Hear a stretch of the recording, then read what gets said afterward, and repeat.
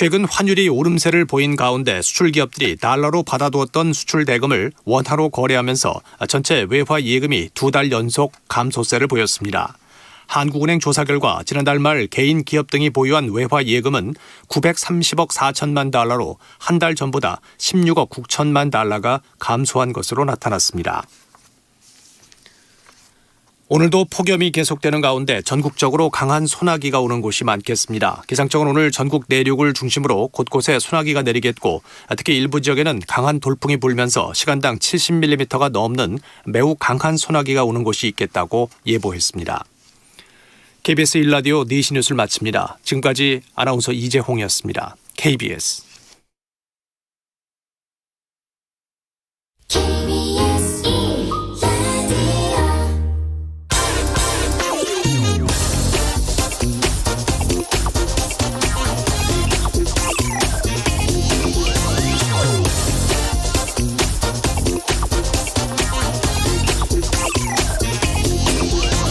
미국의 한 해 GDP, 이 국내 총생산이 21조 달러 정도 됩니다. 그런데 미국 내 달랑 650명 이 억만장자들의 재산이 4조 2천억 달러, GDP의 한 5분의 1 정도를 차지합니다.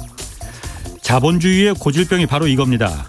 그 유명한 피케티의 저서 21세기 자본론이라고 들어보셨죠?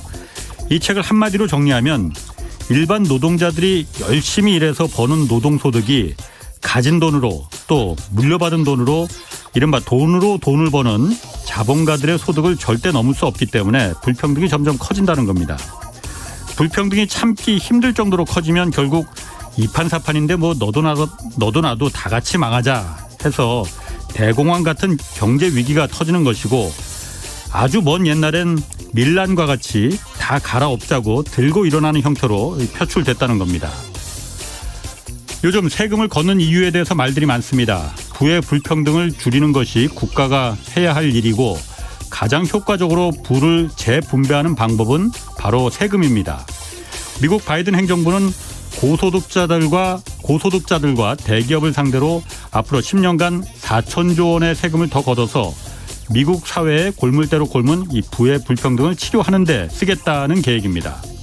이게 바로 국민들이 세금을 내야 하는 이유, 그리고 국가가 세금을 걷어야 하는 이유입니다. 안녕하십니까. 경제와 정의를 다잡는 홍반장, 저는 KBS 기자 홍사원입니다. 홍사원의 경제쇼 출발하겠습니다. 유튜브 그리고 콩 오늘도 함께 갑시다.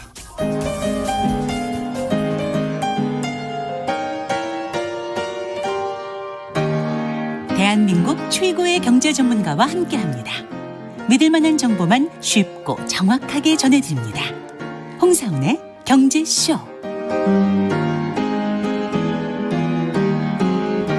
네, 그 동영상 유튜브하고 또 KBS 1라디오 콩 앱으로 거의 밑에 보면은 캠코더 표시가 있거든요. 그거 보면은 동영상으로도 같이 보실 수 있습니다. 자, 오늘 한국은행이 곧 금리 올릴 것처럼 말해왔는데 일단 동결하기로 결정을 했습니다. 금리 앞으로 어찌 될지 그리고 하반기 투자 전략 같이 좀 짚어보겠습니다. 김한진 KTB 투자증권 수석 연구위원 나오셨습니다. 안녕하세요. 네, 안녕하세요. 밖에 굉장히 덥죠? 아, 네, 푹푹 찝니다. 이 다음 주에 더 덥다는데 이거. 네, 큰일입니다. 걱정입니다. 네. 자, 그 연내 금리 인상할 것처럼 계속 한국은행 이제 이주열 총재도 말하고 그랬었는데 일단 이번 달에는 기준금리를 그냥 동결하기로 했어요. 0.5%. 네. 일단 동결하기로 한 이유는 뭐라고 볼 수 있을까요? 네, 뭐 갑자기 인상하면 뭐 경제 주체들이 당황하니까 예. 네, 조금 이제 뜸을 들이는 거죠. 그래서 원래부터 이제 7월 어제죠. 15일 정책회의에서는 금리 동결이 우세했고요. 예.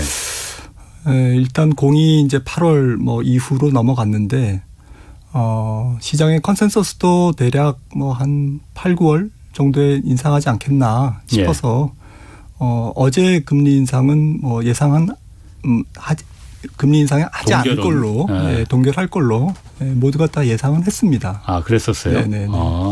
한 금리위원 그 통화위원 중에서 전부 7명이죠. 그 중에 한 분은 금리 인상해야 된다 이렇게 의견을 내놨다면서요?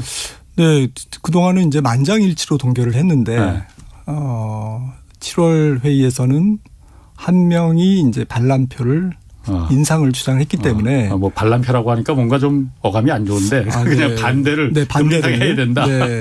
소수 의견이지만 예. 한 분이 이제 인상을 주장했다라는 것 자체는 예. 상징성이 있습니다. 네, 통상 이제 한 명이나 두 명이 예. 금통위원이 이제 인상을 주장하면 예. 그 다음 달이나 뭐 한 조만간에 한 분기 이내에 금리를 올리는 경우가 많았거든요. 그래요. 네, 그래서 이제 시그널을 준 거죠. 네. 그렇군요. 이게 그런데 오늘 국회 그 기재위원회 이제 이주열 총재가 한국은행 총재가 오늘 출석을 했어요. 그러면서 이런 말을 했더라고요. 금리 인상이 늦으면 늦을수록 더 큰 대가를 치를 거다. 이 말은 뭔가 좀 어떻게 보면 무섭게도 들려요. 더 큰 대가를 치를 거다. 일단 금리 인상이 지금 워낙 금리가 초저금리다 보니까 대가를 치른다는 게 어떤 대가를 예를 들자면 구체적으로 어떤 대가를 우리가 치를 수 있을까요? 글쎄요, 뭐 말씀하신 진위를 저희가 다 알 수는 없겠지만 예. 뭐 유추한 건데 계속 강조를 해왔던 예. 소위 이제 금융 불균형이라는 단어를 쓰는데 조금 추상적이죠. 많이 추상적인데요. 네, 그 금융은 뭐고 불균형은 뭐냐. 예. 근데 이제 금융과 실물이 조금 불균형적이다. 예. 그 중에서 뭐 실물은 뭐 좀 다 알겠고, 그 다음에 금융은 뭐냐. 예. 이제 콕 집어서 뭐 언급하지는 않았지만, 예. 대략 유축컨대는 뭐 부동산 문제, 예. 집값, 그러니까 경기가 회복되는 속도, 진도율에 비해서 예. 지나치게 자산 가격이 너무 빠르게 올라가고 있는 것에 대한 우려. 특히 이제 자산 가격과 통화량의 관계에서 그 매개 역할을 하는 게 부채지 않습니까? 그렇죠. 예. 특히 우리나라는 이제 가계 부채 문제. 예. 국민 총생산의 우리나라 가계 부채 규모가 뭐 한 2000조 조니까 네, 한 100% 되네요. 100% 넘었습니다 지금. 네, 그리고 뭐 가처분 소득, 예. 처분 가능 소득으로 보면 뭐 한 170%. 예. 그리고 GDP 대비 뭐 그 가계 부채 규모가 상당히 조금 빠른 속도로 예. 올라가고 있거든요. 예. 즉 실물 경제가 개선되는 확장되는 속도보다는 가계 부채가 너무나 많이 예. 늘어나다 보니까 통상 경기가 뭐 좋아지면서 부채가 늘어나는 것은 뭐 정상적이지만 예. 너무 빠르다. 예. 그리고 또 전 세계적으로 비교해 봤을 때 세계 1위다라는 예. 부분이 이제 좀 통화 정책 기관 입장에서는 금융의 안정성을 해칠 만한 잠재적 요인이다라고 보고 있는 것 같고요. 예. 그런 면에서 총재께서도 뭐 경기, 물가 그리고 금융 불균형 예. 이 세 가지 때문에 세 가지 요인 때문에 다음 정책 회의에서는 금리를 인상할 수 있다라는 취지의 발언을 했거든요. 그러니까 다음번 금통위 다음번 금통위가 8월이죠? 네, 8월 26일입니다. 예.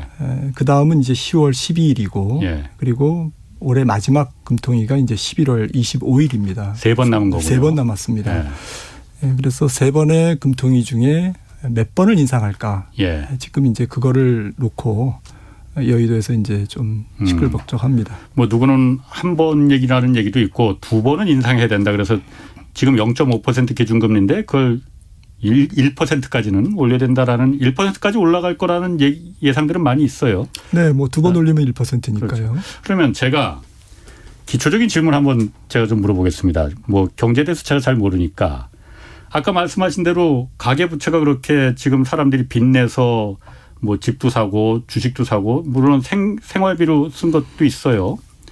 그러면은 계속 그냥 저금리로 놔두면은 금리 올리지 않고 놔두면은 금리 낮으니까는 뭐 이자 부담이 그렇게 크지 않으니까 이 상태로 그냥 가면 되는 거 아닙니까?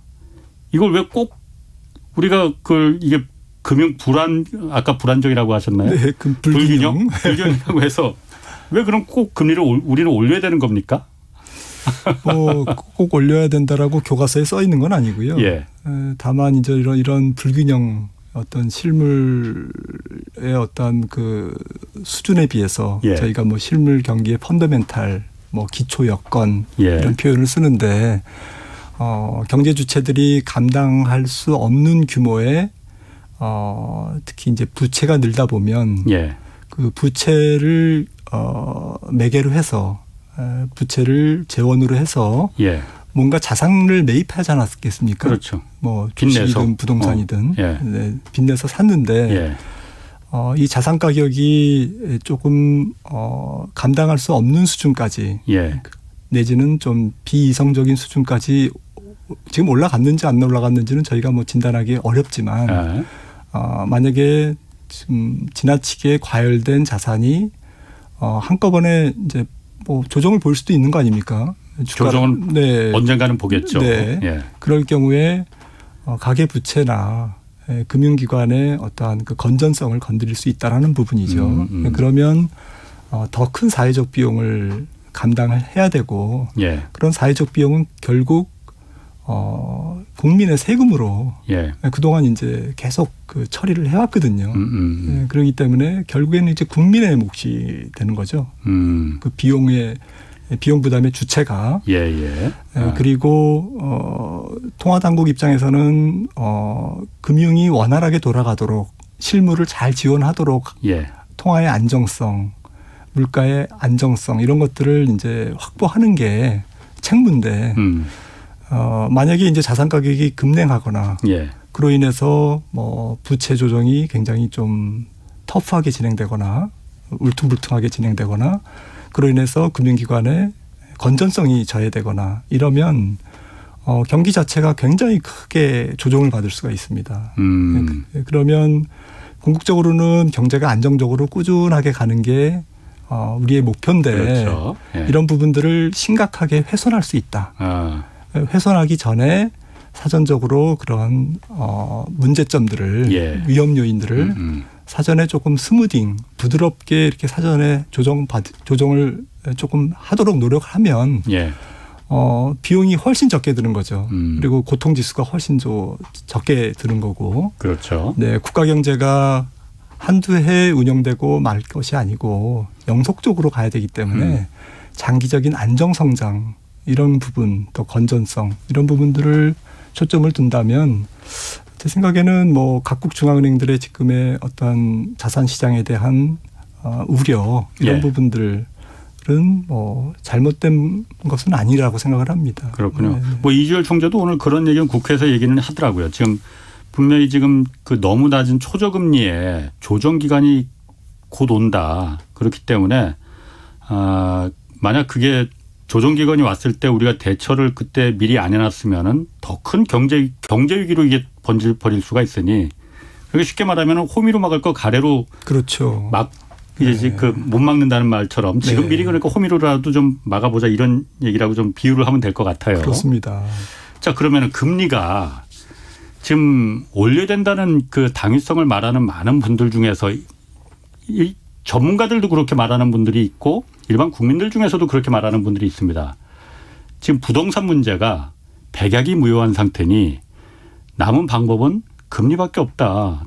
부동산이 이렇게 폭등한 이유 중에 가장 결정적인 이유가 어쨌든 저금리로 돈이 넘쳐나다 보니까 그 부동산 값이 미쳐버린 건데 금리를 이 상태로 놔두고는 아무리 대책을 쏟아낸다고 해도 가능하지 않다. 그렇기 때문에 금리를 올려야 된다라고 말들을 하시거든요. 어떻습니까? 금리 지금 올라가면은 이게 먹혀 들어가겠습니까? 누구는 또 그렇게 말합니다. 금리 0.5%나 1%나 그게 무슨 부담이 되겠느냐. 라는 얘기도 하시거든요. 어떻습니까? 예, 맞는 말씀이죠. 사실은 뭐 그 자산 시장이 늘 그렇습니다만은 한 가지 요인만으로 자산 가격의 어떤 추세, 예. 뭐 상승 추세든 하락 추세든 추세를 돌리기는 어렵습니다. 예. 그리고 또 주변의 어떤 환경이나 정책 요인보다도 제가 생각할 때는 뭐 주가나 부동산이나 집값이나 모든 자산 가격이 얼마나 비싸졌느냐. 예.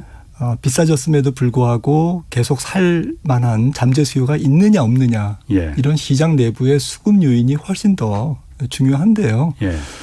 지금 어쨌든 뭐 집값 같은 부분들은 뭐 시장 컨센서스는 조금 비싸다. 예. 이런 조금 분위기지 않습니까? 예. 그러니까 추가로 사기는 굉장히 좀 부담스럽고 예.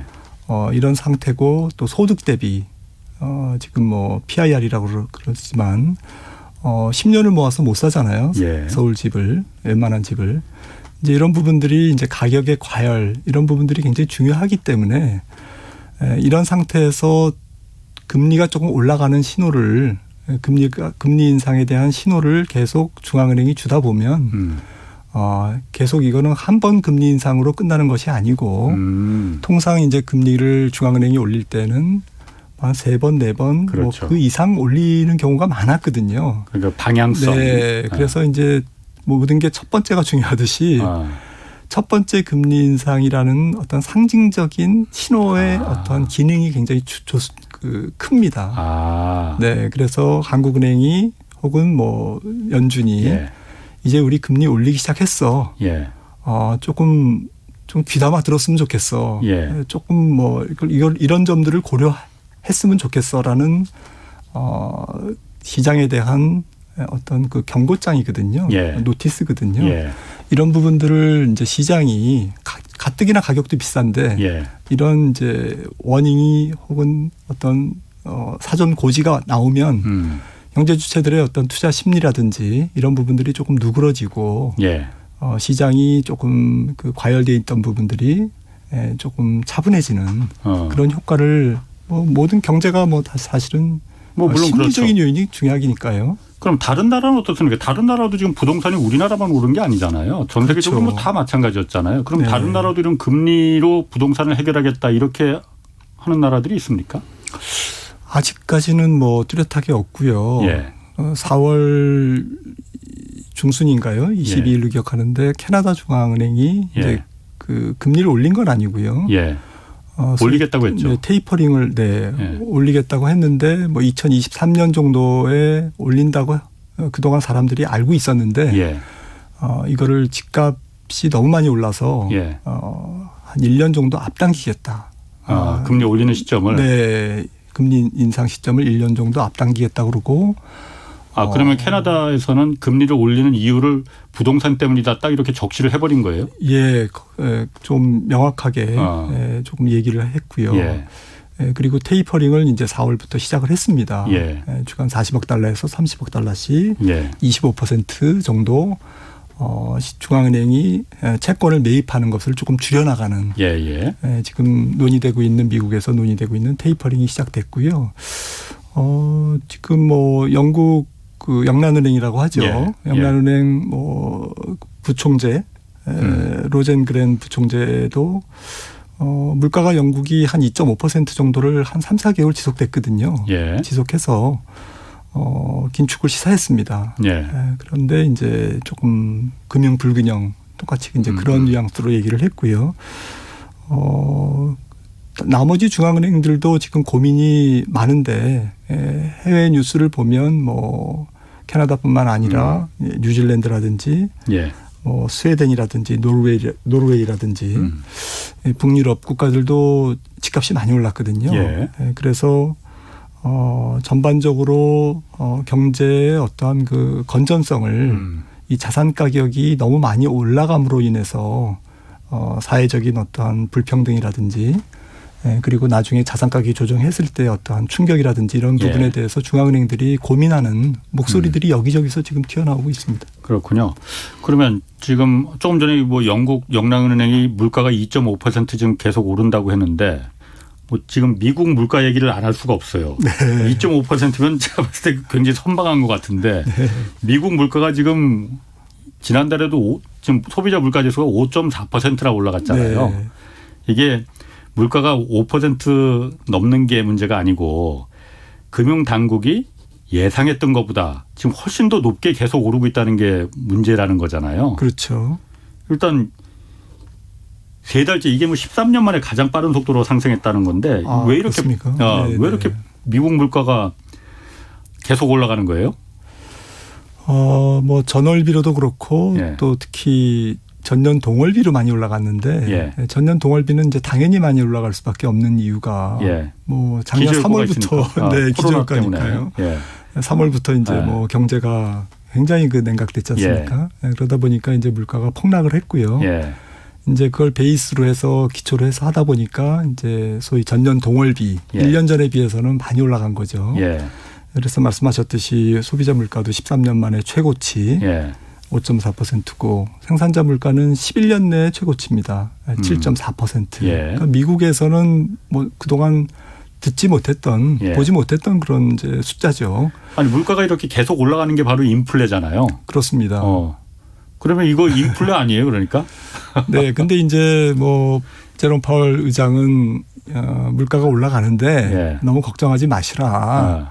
하반기가 되면 지적하셨던 기저효과가 예. 이제 사라지니까 예.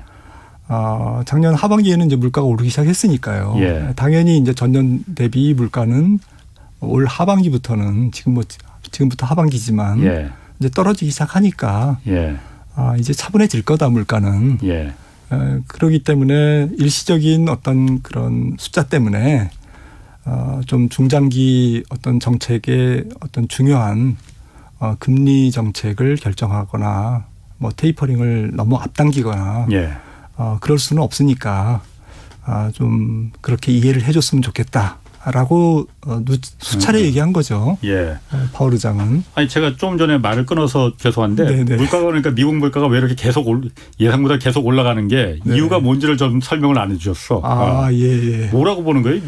물가가 올라가는 이유가? 저는 뭐 복합적이라고 봅니다. 예. 한 가지 요인 때문만은 아니고요. 예. 가장 큰 거는 이제 경기가 회복되고 있기 때문에 예. 경기가 회복되면 이제 물가가 올라가는 거죠. 물건을 사려는 사람들이 네. 많으니까 당연히. 네. 그럼 뭐 긍정적인 거예요. 네, 그러니까요. 예. 수요가 늘고 예. 또 한 가지는 이제 코스트 비용 쪽에서 요인이 많습니다. 원가가. 네, 예. 그 원가가 뭐 금리도 있지만 지금 문제가 되고 있는 것은 에너지 가격. 기름값. 네, 예. 그리고 최근에 곡물 가격도 많이 올랐거든요. 예. 에너지 가격 같은 경우에는 뭐 소비자 물가에서 굉장히 많이 차지하는데 그렇죠. 예. 지금 유가만 해도 뭐 작년에 뭐 WTI 유가가 배럴당 $10까지 갔다가 예. 지금 뭐 80불이니까요. 예. 70불 예. 훌쩍 넘었으니까 네. 그 에너지 가격이 지금 한 44% 올랐습니다. 예. 1년 동안. 예. 그러니까 이제 이게 에너지 가격이 올라가면 운송비가 올라가고 예. 또 석유로 여러 가지 물건을 만드는데 뭐 PVC부터 뭐 다 예. 그 가격이 전가가 되는 거죠. 네네. 생산자 물가를 통해서 소비자 물가에 전가되고 있고 또 한 가지 요인은 이제 돈을 많이 풀었기 때문에 예. 조금 전에 말씀 나눴던 이제 뭐 집값이 올라간다든지 또 에너지 가격도 뭐 돈이 많이 풀려서 예. 올라가는 부분도 있거든요. 예. 이제 이런 그 유동성에 따른 자산 인플레이션이 생산자 물가 경로를 통해서 소비자 물가로 이제 차례차례 전가되고 있는 될 만한 시기인 거죠. 네, 그러니까 예. 네네.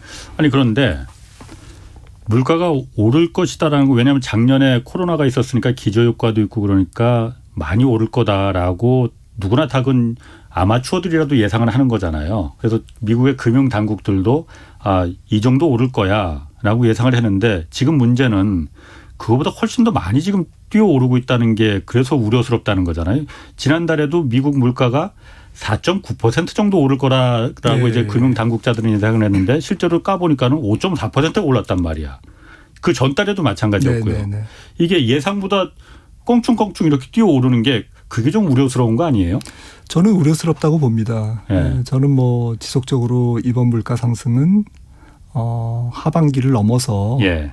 2022년, 23년까지 지속되는 복합 인플레이션이다. 예. 다만 예전과 같은 이제 초고물가, 예. 소위 하이퍼 인플레이션은 아니지만 예. 굉장히 진득하고 꾸준하고 예. 좀 잡기 어려운 인플레이션일 수도 있다라고 예. 생각을 하고 있는데요. 예. 당연하신 지적 같아요. 뭐 미국뿐만 아니라 전 세계 물가가 동반 상승하고 있고요. 예. 코로나가 완전히 해소되지 않았는데도 지금 물가가 올라가고 있지 않습니까? 예. 소위 리오프닝 경제 활동의 다시 재개가 예. 하반기 이후에 내년에 계속 조금 더 활성화된다면 네. 경제 활동이 뭐 유럽도 활성화되면 서비스 물가, 호텔 물가 뭐 다 올라갈 거고요. 예.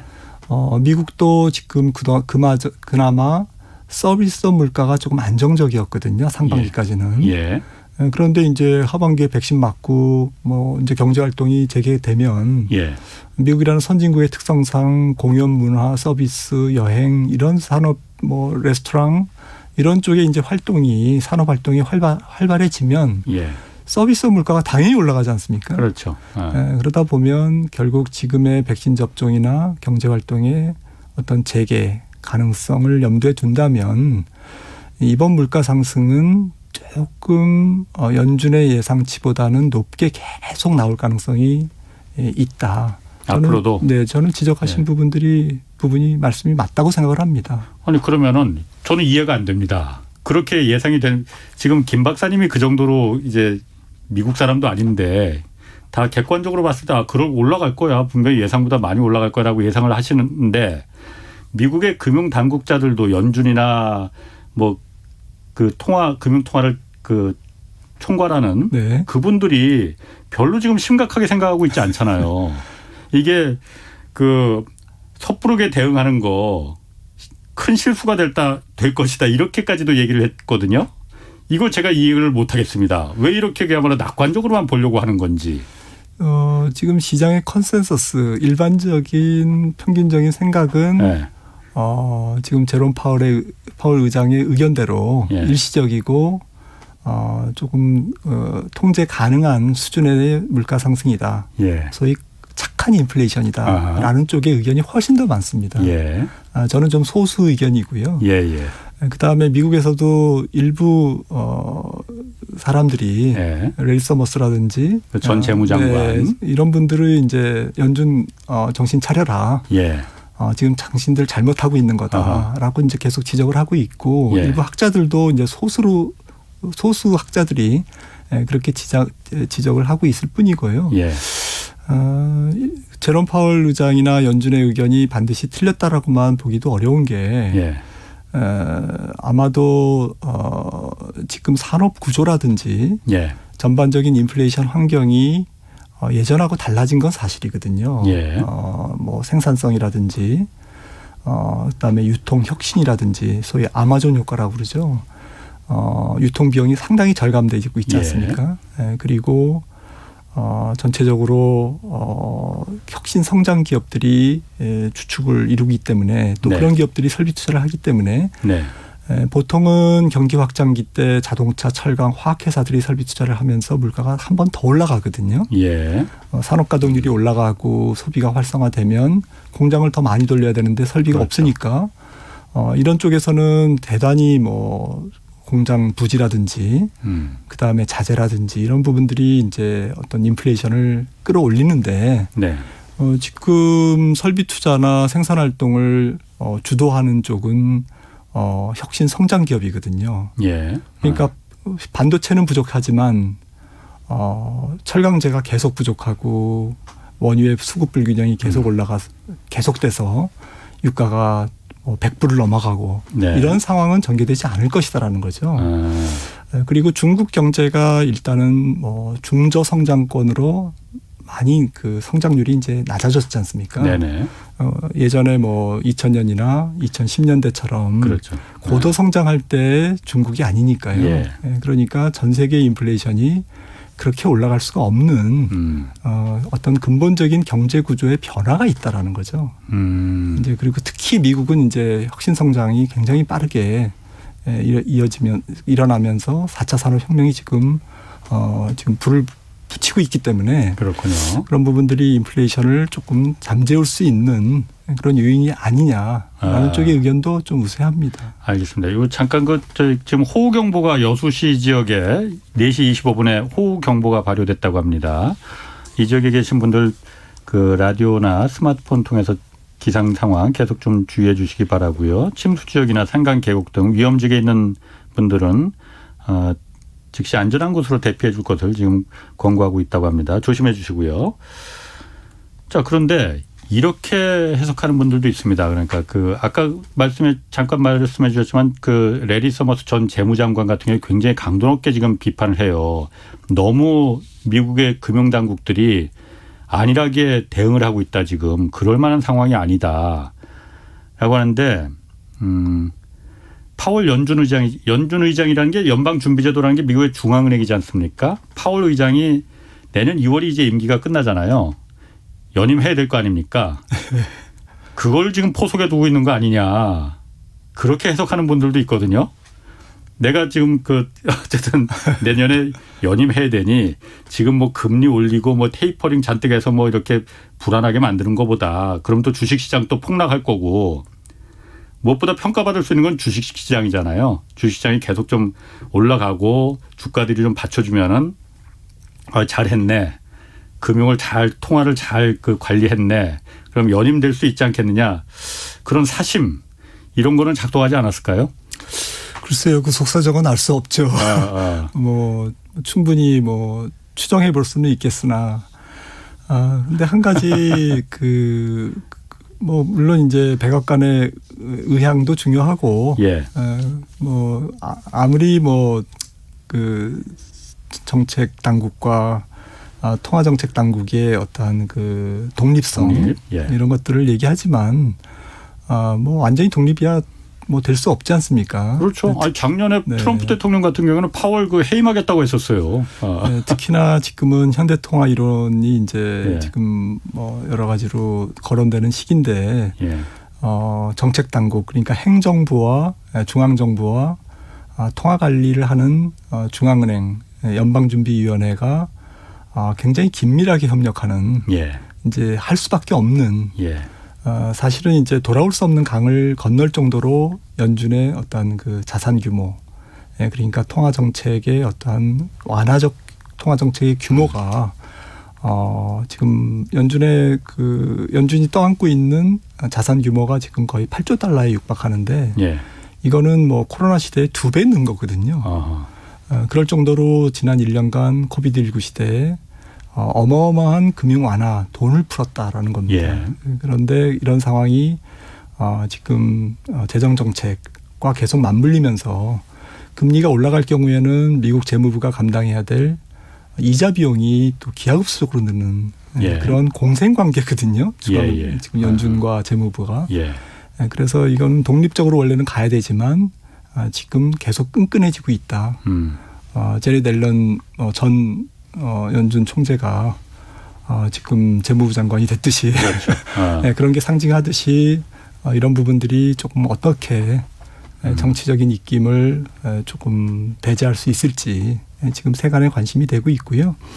또 미국 같은 경우에는 다른 나라와는 달리 지금 국민들 가계가 주식을 많이 쥐고 있습니다. 가계 예. 금융자산 중에서 주식 비중이 50%나 되거든요. 네. 그래서 실제로 주가가 폭락하면 소비가 줄고, 예. 소비가 줄면 생산활동이 둔화되고 또 고용이 줄겠죠. 예. 그래서 자산시장, 특히 주식시장이 경기를 떠받치는 어떤 기능이 굉장히 큰 나라입니다. 전 세계에서. 일반 가계가 주식을 많이 보유하고 있기 때문에. 좀 자산을 들락날락하는 개념이 아니라 예.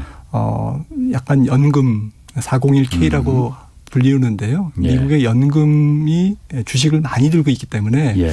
실제로 주가가 올라가면 노후에 10년 후에 20년 후에 내 소비가 늘 수 있다라는 예. 어떤 소비자들의 어떤 소비에 대한 태도의 변화가 생기거든요. 예. 이런 부분들이 심리적으로 또 실질적으로 소비에 영향을 주기 때문에 미국은 특히나 주가를 뭐 인위적으로 부양한다기보다는 주식시장의 눈치를 많이 볼 수밖에 없는 다른 나라보다 예. 네, 그런 상황인 것은 맞습니다. 그럴 수 있겠네요. 그러면은 파월 연준 의장이 지금 말하는 것처럼 섣부른 대응하는 건 실수다라고 말하는 게 그런 의미에서 어떻게 보면은 그냥 김 박사님 개인적인 입장에서는 지금처럼 어쨌든 미국은 물가가 이렇게 3달째 그냥 예상보다 훨씬 뛰어넘는데도 아무 대응 지금 안 하고 있단 말이에요. 이게 맞다고 보십니까?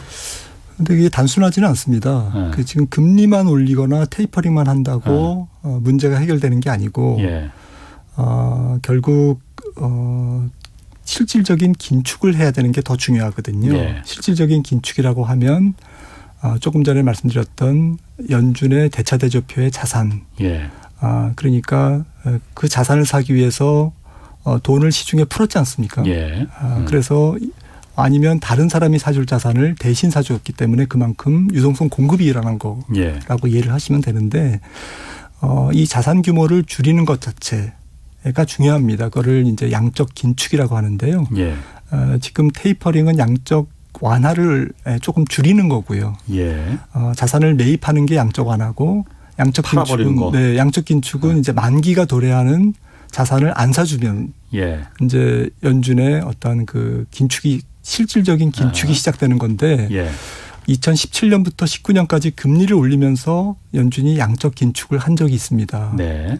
그래서 이번 같은 경우에도 제가 추정하건대는 세간의 관심은 금리 인상이나 그 이전에 테이퍼링에 훨씬 더 관심이 많지만 예. 연준은 실질적으로 양적 긴축을 시작을 했다. 이미 시작을 한 증거가 보이고요. 그래요? 네. 그 RP 시장을 통해서 그 연준의 대차 대조표를 줄이려고 하는 어떤 그 노력이 지금 이미 시작됐고 지난 예. 분기부터 그리고 2017년 같은 경우에는 19년까지 경기가 막바지에 달할 때 금리를 올리면서 그런 그 실질적인 긴축을 했는데 예. 반해서 이번 같은 경우에는 굉장히 오랜 기간 동안 경제가나 자산 시장이 충격을 받지 않도록 예. 굉장히 오랜 기간에 걸쳐서 조금씩 그러한 양적 긴축 즉 지금의 금융 완화 기조를 좀 걷어들이는 예. 반대쪽으로 되갚는 예. 그런 정책을 제가 볼 때는 한 2, 3년에 걸쳐서 할 가능성이 있어 보인다라는 측면에서는 이걸 사람들이 인지할 때쯤에는 자산 시장이 조금 영향을 받지 않을까라고도 생각할 수가 있고요. 예.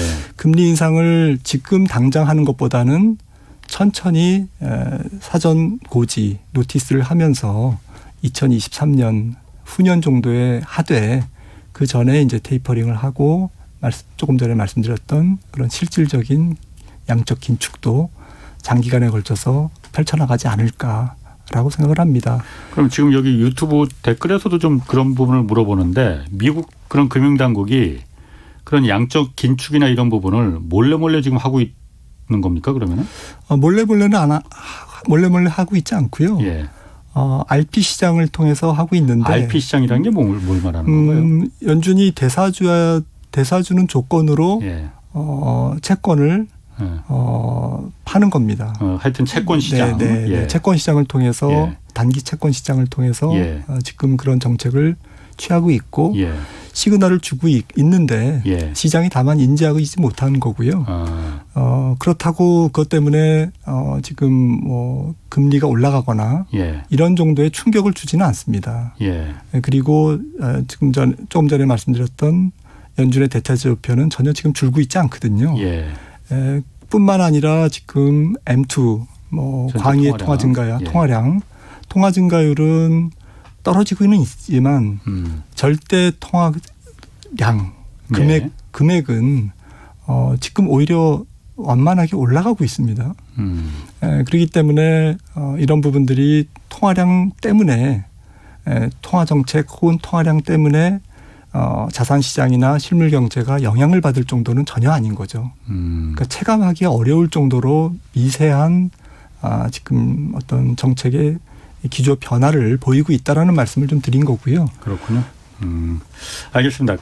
미국 얘기 거기 이쯤에서 이제 끝내고 이제 우리 쪽으로 다시 좀 넘어와 봐서 우리 그 하반기 투자 전략으로 한번 좀 넘어가 볼게요. 어쨌든 금리가 동결됐다는 거는 한국은행에서 이제 금리를 동결을 했어요. 그러면은 이게 우리 그 주식 시장에는 어떤 영향을 좀 미칠까요?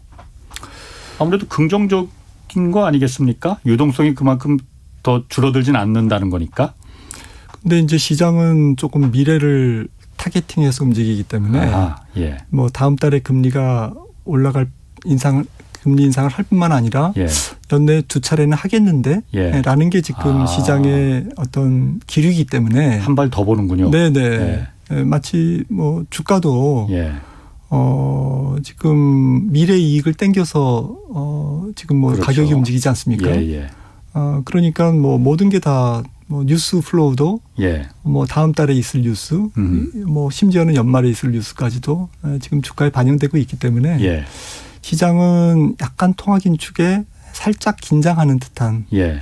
그런 분위기이긴 합니다만 말씀드렸듯이 미국과 마찬가지로 그렇다고 현재 유동성 예. 컨디션은 뭐 전혀 영향을 받고 있지 않거든요. 그렇죠. 한국도. 예, 예. 그렇기 때문에 뭐 돈은 넘쳐 흐릅니다. 아직까지도. 머니마켓이나 예. 어떤 단기 자금 시장이 전혀 위축되고 있지 않는 상황이죠. 그러면 앞으로 그 주식시장 전망은 좀 자꾸 돌려서 말씀하시는데 네. 좀 직접적으로 그러면 주식시장 전망은 하반기에 좀 어떨 것으로 좀 그 예상이 돼요? 저는 뭐 사자성어로 우여곡절이라고 말씀을 좀 드리고 싶습니다. 우여곡절. 네. 그러니까 뭐 대폭락, 오늘 제목 나오네요. 뭐 대폭락이나 예. 뭐 큰 폭 상승이나 이런 건 예. 아닌 것 같고요. 예. 울퉁불퉁 우여곡절. 뭐 우여곡절 끝에 좀 올라갈 수도 있고, 예. 뭐 올라갔지만 또 우여곡절 끝에 연말 종가가 뭐 지금 정도의 코스피 한 3,300으로 끝날 수도 있고, 예. 뭐 그런 정도의 뉘앙스로 말씀을 드릴 수가 있고요. 예. 그러면 우여곡절 끝에 그러니까 이 올라가는 쪽으로 더 가능성이 있습니까? 우여곡절 끝에 내려가는 쪽으로 더 가능성이 있습니까? 이게 너무 예, 그 뭐 너무 어렵나요? 그냥 우여곡절 끝에 우여곡절로 끝나지 않을까라고 생각을 하고요. 자, 그러면은 금리가 오르긴 분명히 오를 거예요. 연내 그러니까 한 차례가 오를지 두 차례가 오를지 또 내년에도 더 계속 오를 가능성 방향이 일단 틀어지면은 금리가 상승할 때 주식 투자 어떤 점을 좀 고려해야 될지. 네, 금리가 올라가는 상황은 경기 확장의 후반부일 가능성이 높지 않습니까? 예. 그 전반전은 조금 지나갔고, 그렇죠. 예. 뭐 이제 후반전 45분이 시작되는데 예. 이제 그런 상황에서는 금리도 올라가고 또 통화 당국이 금리도 올리고, 예. 그다음에 경기도 더 뜨거워지고, 예. 이제 그런 상황에서는 주식을 조금 잘 골라야 될 것 같아요. 잘 고른다. 네. 예. 왜냐하면은 경기 확장의 전반부는 주식이라는 이름만 붙으면 다 올라갔거든요. 실제로 다 올라갔습니다. 네, 네. 정말 미친 듯이 올라갔죠. 네. 하지만 이제 첫 번째 후반전에는 좀 선별적으로 차별화될 가능성이 높은 이유가 예. 밸류에이션, 예. 기업의 가치 대비 주가가 좀 비싸져 있다. 예, 예. 아직도 싼 기업도 있지만 예, 예. 전체적으로는 뭐 그 초반보다는 예. 경기가 돌아서는 초반, 뭐 연초 내지는 뭐 작년 하반기보다는 좀 비싸져 있지 않습니까? 예. 그러니까 만만한 주식은 조금 뭐 잘 찾으면 있는데 예. 한 6개월 전, 1년 전보다는 조금 줄어들어 있기 때문에 예. 당연히 이제 옥석 가리기가 시작되는 게 이제 금리 인상기의 어떤 주식시장의 특징이고요. 예. 그렇다면 투자 전략도 옥석 가리기에 동참해야죠. 옥석 가려야죠. 예, 예. 근데 뭐가 우기고 그러니까. 뭐가 석인가. 그게 중요하죠. 지금. 네. 그걸 말씀해 주셔야 되는데. 네. 그러니까 기업의 그 밸류에이션이 아까 낮게 평가된 그 기업들의 주식들이 분명히 있다고 네. 하셨잖아요. 네네네. 그걸 어떻게 가려냅니까? 주식의 밸류에이션이 사실은 뭐 가려내기 어렵죠. 예. 그러니까 이제 주식이 어렵다라는 건데요. 예. 한 가지 팁을 드리면 기업 실적이 더 좋아지면 밸류에이션이 상대적으로 싸지기 때문에 그렇죠. 기업 실적이 더 좋아질 기업을 사면 되거든요. 이건 누구나 다 할 수 있는 말 같은데. 그런데 이제 초반에 예. 질문이 이제 경기 확장기라고 금리 예. 인상기라고 말씀을 하셔서 예. 그렇다면 주로 경기가 이제 더 뜨거워질 때는 예. 어떤 기업들의 실적이 좋아질까를 이제 보면 예, 예.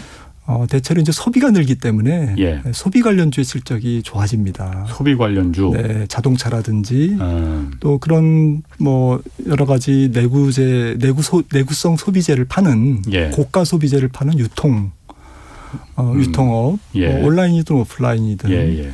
그런 유통업이라든지 뭐 소비재 중에서도 소득이 늘기 때문에 좀 단가 상승, 판매 가격을 높이는 예. ASP라고 그러죠. 평균 판매 단가를 높일 수 있는 그러한 상품. 예. 뭐 자동차나 이제 고급 가전 같은 게 이제 대표적이고 예.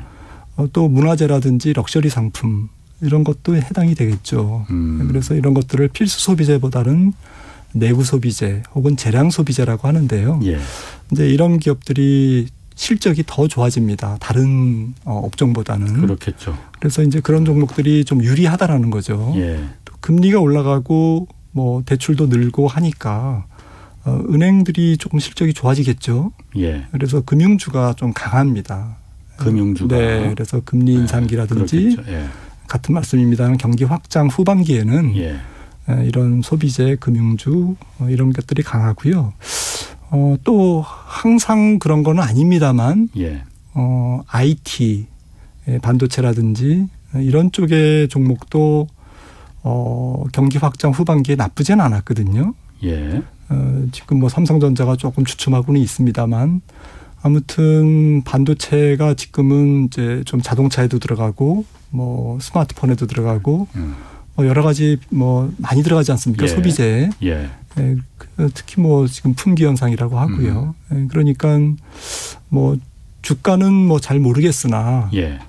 반도체 기업의 실적이 좋아지는 것은 뭐 분명하겠다. 예. 뭐 물론 이제 밸류에이션을 따져서 아직도 싸냐 비싸냐의 논란은 있겠습니다만 어쨌든 기업 실적이 좋아지는 쪽에 IT 기업, 정보통신 기업을 빠뜨릴 수는 없겠다라는 거죠. 그리고 하반기에. 네네. 그래서 하반기뿐만 아니라 내년 상반기까지도 예. 경기 확장의 어떤 후반전이라고 본다면 예. 이런 종목들이 좀 유리해 보입니다. 역시 그러니까 실적이 뒷받침되는. 네네. 사실 그게 미래 전망보다는 지금은 금리가 인상되는 경기 하반기에는 실적이 뒷받침이 되냐 안 되냐 저 기업이 이게 중요하다는 얘기군요. 맞습니다. 실적이 좋긴 좋은데 분기 실적을 펼쳐보니까 예상보다 뭐 시원치 않다. 예. 이러면 실적은 좋은데 실적 발표한 날 주가가 빠질 거고요. 예. 아니면 반대로 이익이 증가하면 예상치보다 예. 그러면 이제 주가가 올라가는데 이걸 이제 어닝 서프라이즈라고 하지 않습니까? 그래서 좀 기업 이익이 생각한 것보다 더 좋아지는 기업들을 찾아야 되는 그런 과제가 있습니다. 그렇군요. 그러면 주식 말고 뭐 원자재나 금, 뭐 채권 이런 건 어떻습니까? 이런 데 투자하는 게 하반기에 주식에 투자하는 것보다 더 수익성이 좋을까요? 나쁠까요? 저는 뭐 주식이 제일 좋을 것 같습니다. 주식이. 혹시 시장이 뭐 전체적으로 위험자산 시장 이런 시장이 다 조정을 보여도 주식이 뭐 단기 변동성은 클지 몰라도 궁극적으로는 적게 떨어지는 대표적인 자산군이 될 거고요. 우여곡절 끝에. 네. 또 우여곡절 끝에 올라도 다른 뭐 유가라든지 굴이라든지 뭐 다른 뭐 곡물이라든지 금이라든지 뭐 이런 것들보다는 주식이 우여곡절 끝에 더 많이 올라갈 거고 그거는 역사적으로 제가 이렇게 조사를 다 해보니까 경기 확장 후반기에 가장 강했던 자산군은 주식이었습니다.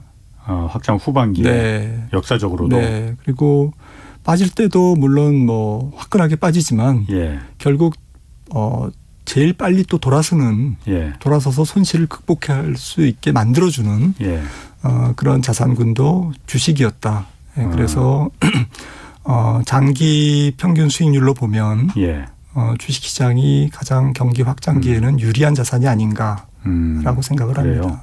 그런데 요즘 보면은 그 기관 투자자들 같은 경우에 주식 비중도 그렇지만 원자재 투자 비중을 좀 늘리고 있다 이런 뉴스들도 좀 제가 봤거든요. 그런 거는 원자재 투자가 좀 이게 쏠쏠하다. 속된 말도 아니지만 쏠쏠하다 이런 판단 아니겠어요? 예, 뭐 원자재도 원자재마다 다르겠습니다만은 전체적으로 보면 경기 확장 후반기에는 원자재는 조금 말은 무성한데 조금 먹을 건 없는 시장 중에 하나가 원자재 시장이거든요. 원자재가? 네, 왜냐하면은 원자재의 특성상 금리 인상에 가장 좀 취약합니다. 원자재가? 네, 원자재도 땅 속에 있는 것을 미리 선도 거래하는 거지 않습니까? 선물로. 선물 시장에서.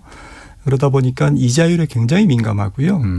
통화 정책이 긴축기조로 돌아섰을 때 예. 제일 약했던 게 일반적이거든요. 아. 물론 이제 원유에 대한 공급이 차질이 있다든지 예. 어떤 특정 원자재가 무슨 광산이 제대로 생산이 안 이루어진다든지 이런 공급 요인이 있다면 모르지만 그런 걸 배제하고 봤을 때는 보편적으로는 그래요. 원자재 가격이 경기 확장 후반기에는 고공행진을 합니다. 고공에서 왔다 갔다 하면서 일정한 레인지 범위에서 머물면서 예. 생산자 물가와 소비자 물가에 계속 부담을 주고 있지만 투자 자산으로서의 어떤 수익률은 그다지 좋은 경우가 많지 않았습니다. 그렇군요. 알겠습니다. 오늘 차분하게 말씀 잘 들었습니다. 지금까지 김한진 KTB 투자증권 수석연구위원 함께했습니다. 고맙습니다. 감사합니다. 네, 내일 오전 11시에 유튜브 경제쇼 플러스 업로드됩니다.